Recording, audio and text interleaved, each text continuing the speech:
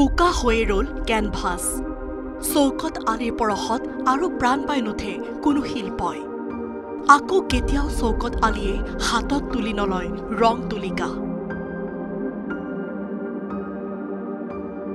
খেলপথাৰতো কোনোদিন দেখা নাযাব চৌকত আলিৰ দুভৰিৰ যাদু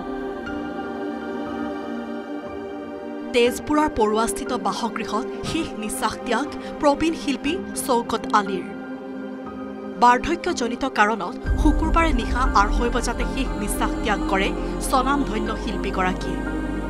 শতায়ু গৰকা শিল্পীগৰাকীয়ে অপৰূপ সৃষ্টিৰে জীৱনকালত ধন্য কৰি গ'ল অসম তথা অসমীয়াক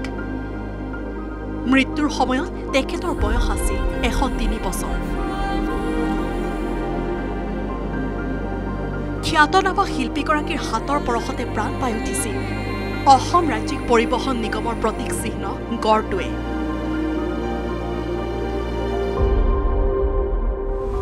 অসাধাৰণ প্ৰতিভাৰ গৰাকী শিল্পীজনৰ কেনভাছত মূৰ্ত ৰূপ পাইছিল বহু অতুলনীয় শিল্পই এজন মহান মানুহ আছিলে তেখেত বিশেষকৈ এএছটিচিৰ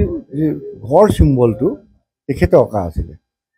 আৰু এইটো তেখেতে আকৌ বহুত কষ্ট কৰিছিলে আনকি তেখেতে মঙলদৈ যেতিয়া ট্ৰেন্সফাৰ হৈ গৈছিলে মঙলদৈ ষ্টেচনত গৈ পেলাই তেখেতে আঁকি আছিলে এইটো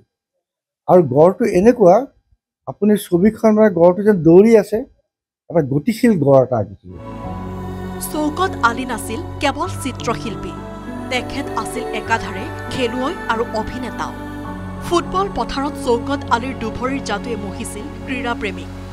একেদৰে কেইবাখনো অসমীয়া ছবিত সুন্দৰ অভিনয়েৰে চলচ্চিত্ৰ প্ৰেমীৰ বুকুত তেওঁ বহাইছিল সাজ এজন অভিনেতাও আছিল কেইবা অসমীয়া চিনেমা কৰিছে কেইবাখনো অসমীয়া চিনেমা কৰিছে ভাল ফুটবল খেলিছিলে সব আছিলে আৰু আমাৰ সমাজৰ প্ৰতিভাৰ এনে এটা দিশ নাই যিটো দিশত তেখেতে হাত দিয়া নাই এইগৰাকী ব্যক্তি মই সদায় লগ ধৰোঁ আশীৰ্বাদ গ্ৰহণ কৰোঁ আৰু আজি সঁচাকৈ তেখেতৰ মৃত্যুত বুকুত শোকে খুন্দা মাৰি ধৰিছে আমি ভাবোঁ যে তেখেতৰ যি গুণৰাজি আছিলে সেই গুণখিনি আমি যদি নতুন প্ৰজন্মৰ মাজত বিলাই দিব পাৰোঁ তেতিয়া তেখেতক আমি আমাৰ মাজত ৰাখিব পাৰিম প্ৰবীণ শিল্পীগৰাকীৰ বিয়োগত তেজপুৰৰ লগতে সমগ্ৰ ৰাজ্যতে পৰিছে শোকৰ ছাঁ তেজপুৰৰ পৰা হেমন্ত নাথৰ report news 18 Assam north east আপুনি বিচৰা বাতৰি পাব কেৱল নিউজ 18 এপত নিউজ 18 এপ ডাউনলোড কৰিবলৈ স্কেন কৰক এই QR কোড গুগল প্লে ষ্টৰতো পাব এই নিউজ 18 এপ